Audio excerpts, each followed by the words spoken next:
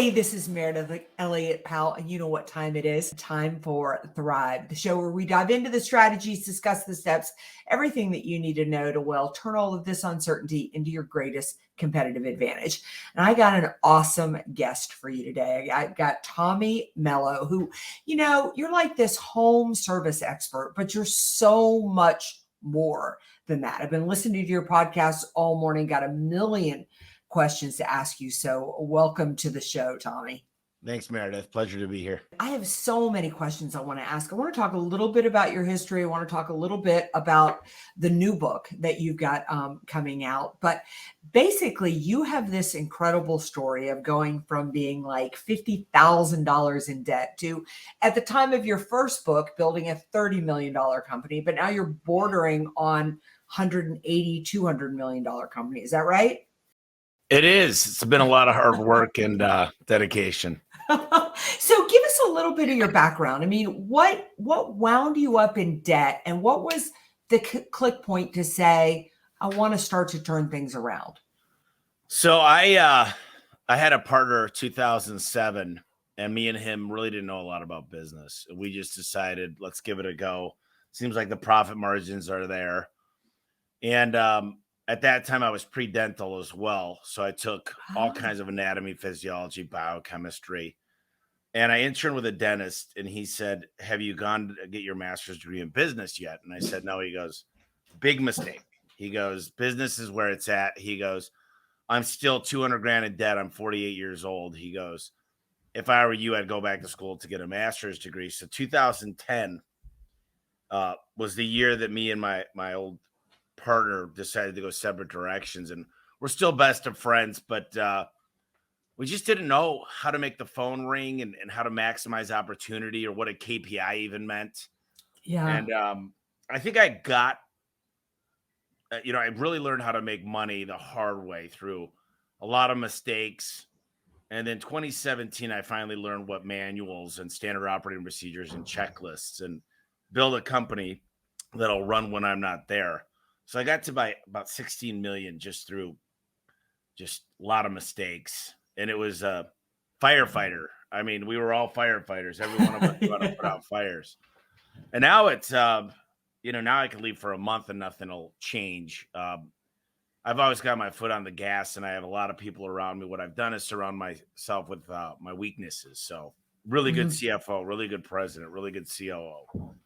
And now I focus on marketing, sales, and just making sure we're finding companies to buy, because when I learned what arbitrage was, that I could buy a company for a smaller multiple and fix them, and then I'm worth a lot more. It was a crazy, crazy day, because I said, this can't be legal.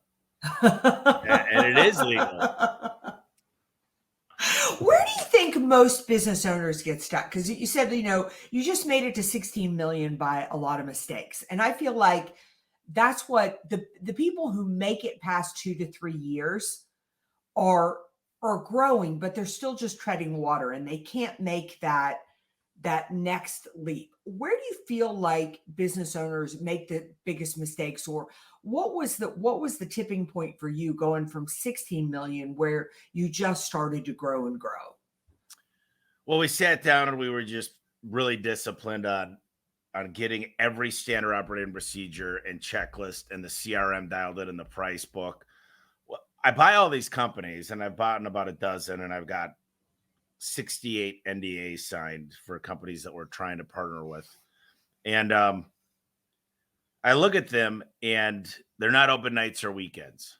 And you can't pick when your garage door breaks. It breaks sometimes, and you're stuck at night, sometimes the weekends. I look at them, and they take money from wherever they could get it. They do commercial, they do Home Depot, they do new construction. They're not really a specialist, and they're still like under 5 million in revenue.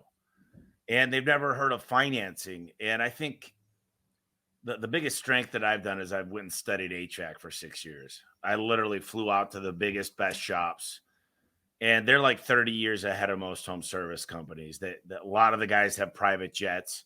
They understand how to consolidate, and they understand how to give options. And so I think small business in general, a lot of us have ADHD. I mean, was speaking to about 700 people a few months ago, and I said, "Who here thinks they got some type of form of ADHD or ADD?" And every hand went up. And the problem is, we get new ideas. We're like, "Oh my gosh, I could do that. I can make money with that." And sometimes we forget what gave us the money to begin with. So Mhm. we get all these ideas, and we're like, shiny light. Oh, I could do this. I could do this. I could do this. And if you just sit down and focus, it's amazing what people think they can get done in a year, but fail to realize what they could get done in 5 years. Yeah. Yeah, I would definitely agree with that. It's funny. I've got a girlfriend that runs in very successful circles, and she always says, "I'm so worried about the next generation because they're medicating kids for all of that now." And she's like, every successful CEO I know has ADHD. I mean, that's sort of the value of you, is that you have 100 ideas a minute, but you do need to learn to taper that. There's two things that I've noticed about, reading your book, listening to your podcast, that two things that it's my impression you're obsessed with. One is numbers, is really understanding what you track and understanding what you're focused on and learning from those numbers. And the other is the quality of the people that you surround yourself with. Would you say that's true? Absolutely. Yeah. Those are knowing what the score is at all times, and then making sure that the right people, like I want to get to 1 billion of revenue. And the way to do that is some really, really good hiring. And I don't want to hire somebody that needs to train on the clock. I want to Yeah. hire somebody that can take me to where I want to go because they've been there. Yeah. And I noticed, I was listening to one of your podcasts. It's something I really agree with you on. Everybody's talking about this great resignation and the struggles, and people spend so much time complaining about finding employees, that you're really focused on the fact that the great employees you want to hire are working somewhere else. Is that right? Yeah, I've got 55 new technicians starting today. Wow. They literally all flew into Arizona to train, and they go through a month of training here. And it's one of our larger classes. The training center we built, we've got 9 full-time trainers that can handle 100 technicians. And I've got 7 full-time recruiters, 9 trainers. And it really is. I'm taking a lot of these people from different industries. None of them, there might be a few installers, but for the most part, none of them have experience. I hire Wow. amazing human beings that smile. We focus on eye contact, body language, tonality, the right words to say. We never say the most expensive. We say this is the best choice, and we never say cheapest. We say this is the most economical. We never say sign the contract. We say okay, the paperwork. And we try to become friends. We try to make our clients into raving fans. And that happens mostly from smiling and Yeah. enjoying what you do and believing in what we're doing. And the people that buy in, they're making literally, they could be 23 years old. They're making 200 grand. So what attracts, so there I am. I'm a high performer. I'm doing well at my job. My CEO loves me. And here you come along recruiting. What are you doing or I don't even want to say entice, but what do you think employees, really high quality employees, are looking at? Like when they're comparing where they are to what you have to offer, especially if they're changing industries, what is it that a person needs to focus on, a leader needs to focus on today if they want to entice those people away? It's got to be more than pay. I mean, pay certainly has a piece of it, but can't be all of it. Well, it's a community here. It's a family. I know that sounds cliche, but we look out for one another. We got a pinnacle club for high performers that it's like a rite of passage. When we went last year, we went to Cabo. This year, we're going to the Dominican Republic. We go bowling once a month with all the employees. We're renting out on the 7th. We rented out a massive arcade bowling alley, and they got laser tag. I think people want to grow. They want, like, we read books all the time. I can't even tell you. I've got over 1,200 on my Audible and a million books here. I think they say, is this a skill that I could end up with a career? And then Mhm. secondly, what we really endorse is home ownership, multiple homes. We talk about retirement. We talk about getting out of debt. what compound interest could do when it's working for you versus not with you. And so my goal, and I thought a lot about this year, is the trades are cool, and we're going to help teach everybody financial literacy, because most people say, listen, if you work hard, you can make a lot of money. And how much do you want to do for the company? How much revenue this year? And I say, listen, I'd say something along the lines of, Meridith, I really want to sit down with you and I want to figure out what your dreams are. What are your dreams? And I know some of us haven't dreamt in a long time. So really, do you want to take your dad on a fishing trip? Do you want to take your grandma to Italy? What is the ultimate goal that's going to make you happy? Is it bringing the kids to Disneyland or Disney World? And when I get enough of the goals, and sometimes it's more than just doing trips and buying houses, sometimes it's health wise, sometimes it's religious wise, spirituality. Ultimately, it's easy for me to figure out what's in it for you. And then I could back into your dreams with numbers. Mm-hmm. And then I hold you accountable. And I say, Meridith, we talked about this together. I'm looking out for you. I'm your accountability coach now. We're going to work together to make sure that everything you dreamt of is a reality. And maybe it's not in the first year because you've got a lot of dreams. But if you stick with me, we can make this happen together. And that's about, what's in it for them, instead of always saying, you didn't hit your KPIs. What's wrong with you? I'm going to put you on a performance improvement plan. And I think that there's enough people here that now it's a lot more than just me saying it, because we have a full-time dream manager. Her job is literally to figure out how to help our teammates rise to the top. And it's fun because these guys like to pass it on. There's really healthy competition, but for the most part, it's not like if I help him or her, then I'm going to get skipped in line. And that's just not the case here. Yeah, it is. So you're really investing in your employees' lives constantly. And I always want to double down on it because we are doing okay. I mean, I'd say we're doing far more. I would say. But it's work in progress. I'll never say we've made it to the top. It's something that monetary, I've set all the monetary goals that I've accomplished, and now I want to leave a legacy. Now I want it to become a movement. So what about the numbers? I mean, and when you were working your way to 16 million, did you doing that by mistakes, were you measuring a lot of what you did, or when you really started to get clear about measuring, is that when things went to another level? Well, I think the most important person in a company other than the CEO is a CFO. I would agree. Someone that actually knows exactly, literally what a CFO can do is they can tell you, okay, we could be buying better here. They understand supply chain. They understand tax. Taxes are it's a big number. When I learned what the Augusta tax rule and cost segregation studies are, and just some of the advantages I could take. And it's more of a strategy going forward. And then a great controller, of course, because they control the Amazon stuff that shows up every day, as long as it has a need, but it gets out of control. I think having a great price book and a system. So right now I use Service Titan, I use HubSpot, and we use some other things because we use the thing called grow.com. It's a BI tool, business intelligence, and it's basically like Power BI or Domo. And so I could see trending charts, whether it's a call center. And Meridith, what I figured out is there's 4 KPIs I could run any business with. What's the average ticket? What's the conversion rate? What's the booking rate? Or what does it cost you to acquire a client? If you figure out those 4, you can basically fix everything.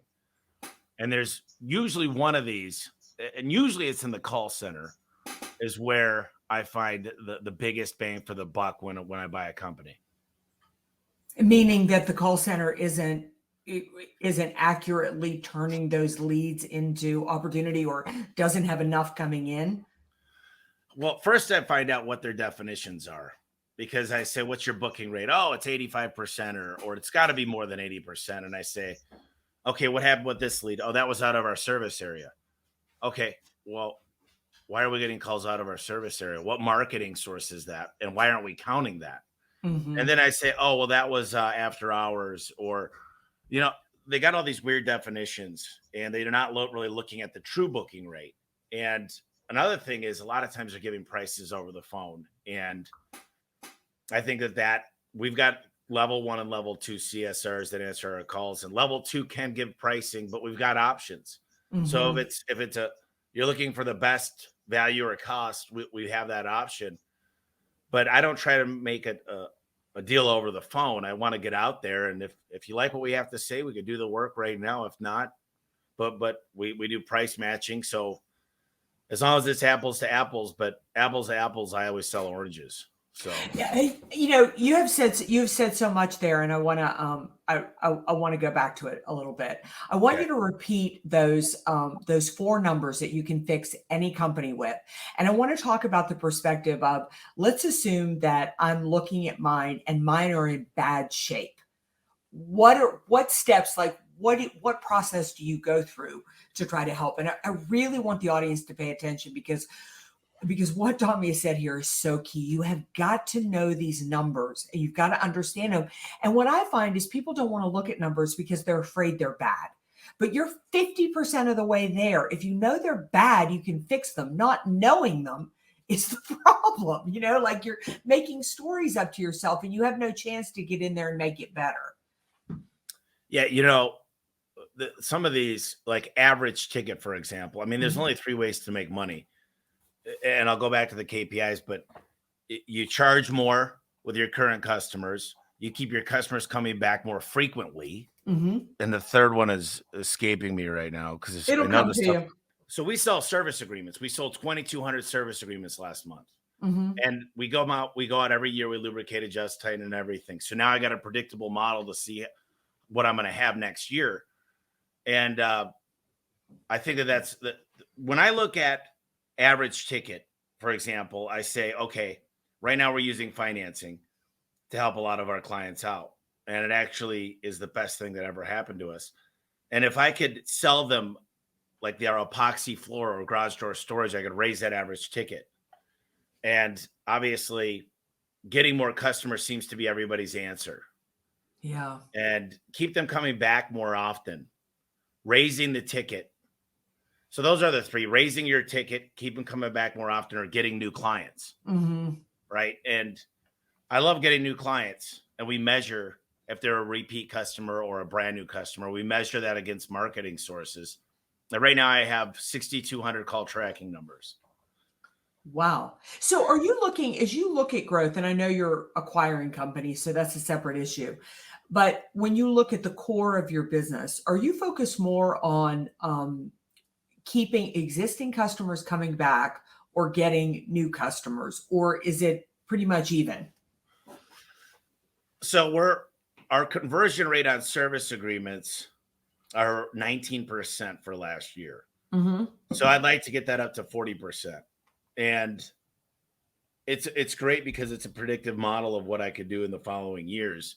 And the goal is to build a fence around the customer. So eventually they want to replace their garage door. That's where we make the most money, is when they want to get something really nice in there. So it might be 4 or 5 years, but I can kind of look and say, it takes me this many service agreements. Now, we also look at age of home. If it's over 8 years, if the garage door is over 8 years, it's a good opportunity.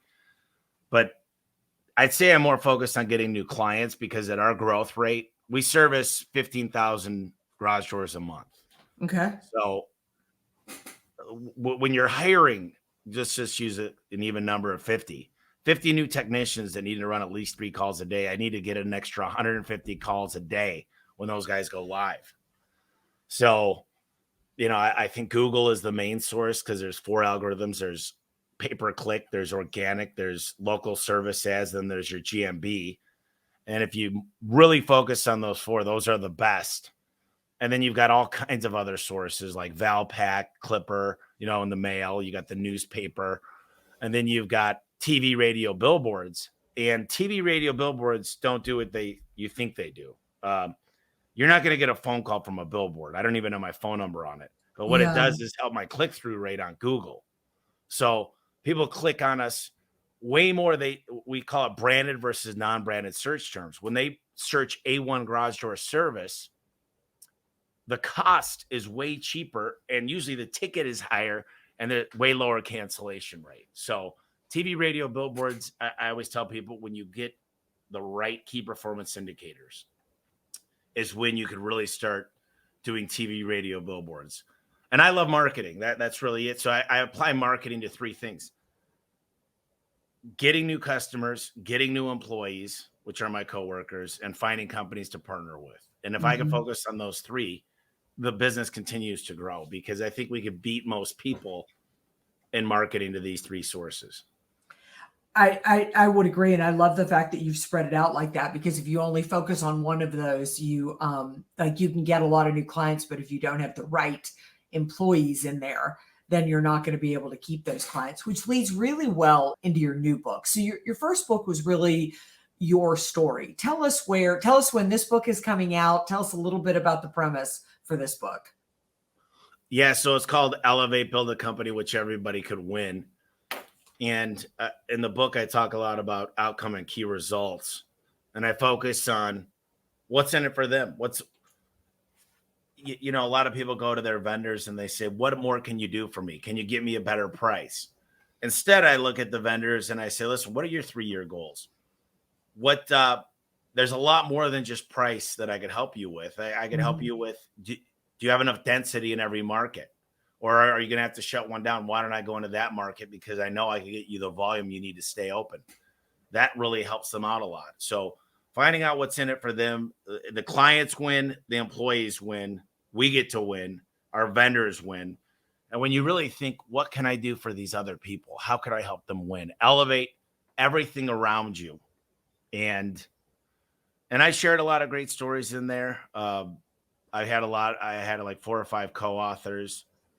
And we really wanted it to be something that spoke to people and helped them understand, like, what am I missing? Because I could talk this whole podcast about where you need to be, setting up a price book correctly, making sure you self-financing, how to train people. But if you're not helping people win, and most owners don't. Most owners go, I suffered. I took all the chances. I'm the one.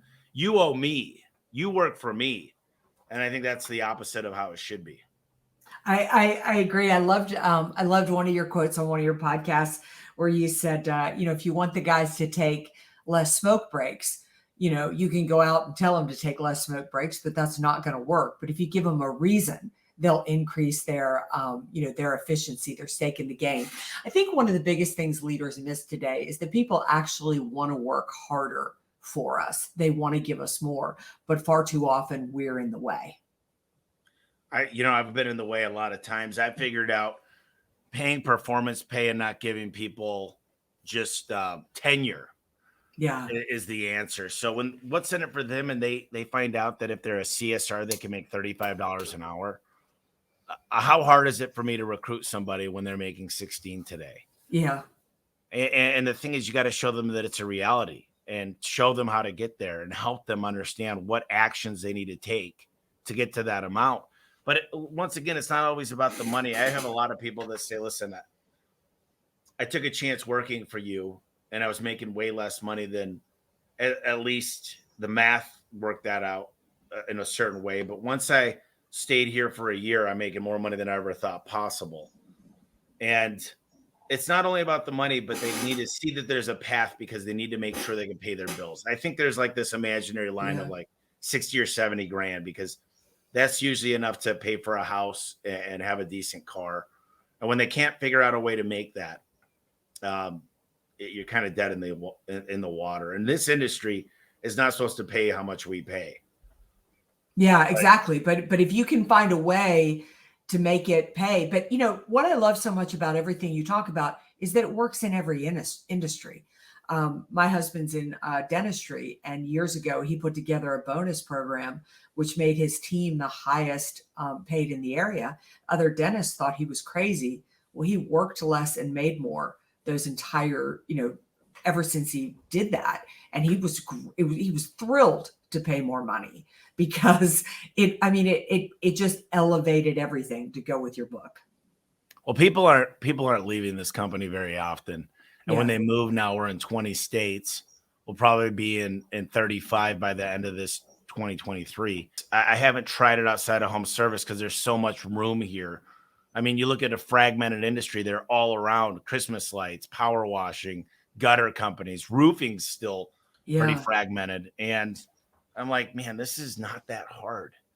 It's Yeah. just these, I guess you don't know what you don't know. And I've got all the bruises and scars, hypothetically, to prove all the mistakes I've made. And now we're talking about much bigger numbers, but I feel like I could go to any industry and just the branding alone. Look at some people put everything they do on the side of their truck and it looks like crap. Yeah. And it's like, I know what you do. Like if I'm A1 garage door service and I don't need to put, we do cable, springs, bottom rubber, I don't even think most people know a lot what some of that stuff even means. Right. But once they have the relationship with you, they'll buy the rest. I mean, that's your opportunity to get them, to get them through the door with that. Well, it's hard to believe we're coming to the end of this podcast. I always end with two questions. One is, what best advice do you have for anybody in any industry looking at 2023? And for most people, 2023 looks like a challenging year. I mean, we don't know what's going to happen with inflation. We certainly don't know what's going to happen with war in Europe. Will this supply chain work itself out? And the list goes on. So what advice do you have? And then I really want to encourage people to follow you. Tommy, I don't say this lightly. Your information, you're one of the few people that I really hear talking about the numbers while at the same time talking about the people. And you have to pay attention to both sides if you want to grow, if you really want to grow a company. You've got to have those soft skills in there. At the same time, you've got to be structured. So any way you want to answer either one of those. Well, the biggest thing that worked for me is success leaves clues all around us if we open our eyes. If you go to another company in another state, a lot of people come here and visit. Whether it's a seminar, whether it's going and visiting a successful company, there's not an HVAC company, air conditioning company that I haven't been to that does over 100 million. Mm-hmm. So I went to the top 25 air conditioning companies, and surprisingly, they answered every one of my questions. I came there with 1,000 questions. I sat down with their CMO, their CFO. I talked to their accounting, and all I did was R&D, rip off and duplicate, and just put it into a different industry. And the other thing I'd say is a lot of people are looking at this year going, better buckle up, another tough year. And I look at it as the biggest opportunity we've ever had. It's the perfect storm to grow. Mm-hmm. Because while everybody else is cutting marketing and laying off people, our intuition tells us we might have to downsize. But the one thing you never want to do is cut marketing, because that's the death pill. That's like a death spiral. You want to double down on the things that are working. And if you could grow during a bad economy, which, like I said, intuition says we need to buckle up. I started focusing. Revenue is for vanity and profit is for sanity. And who cares about what we're doing in revenue? We're making a lot of profit. Yeah. We're making a lot of EBITDA. And because of that, not only can we weather the storm, but we could grow. And that's when you talk about guys like, whether it's Donald Trump or Warren Buffett, they make their money in a down economy. Yeah. Because everybody's afraid. And all I would do is say, this is an opportunity. This isn't the end. And I think if more people really understood what can they do, and they got to get innovative. You can't keep doing what you were doing. You got to make some smart moves, but it's basically a chess game. And I feel like most people out there are just learning how to play checkers. So they need to get some self-help. They need to hire. I've got 5 consultants working for me right now. There's never a time in my life that I remember in the last decade where I didn't have a lot of consultants working for me. Mm-hmm. And with. So how do people follow you? How do they learn about you? How do they get your new book? Yeah. So the book, you can pre-order it at book.elevateandwin.com. We'll put that in the show notes, by the way. Perfect. Yeah. book.elevateandwin.com. And then my podcast is called The Home Service Expert. And we're getting about 40,000 downloads a month. My goal is to get that to 100,000 a month. And yeah, what all I try to do is deliver real value. I'm not going to put anybody in a crazy funnel and try to sell them all I try to do is help people. Yeah. And if I help them, I just feel like it comes back tenfold. So I'm Well, on LinkedIn and wherever you want well, to find me.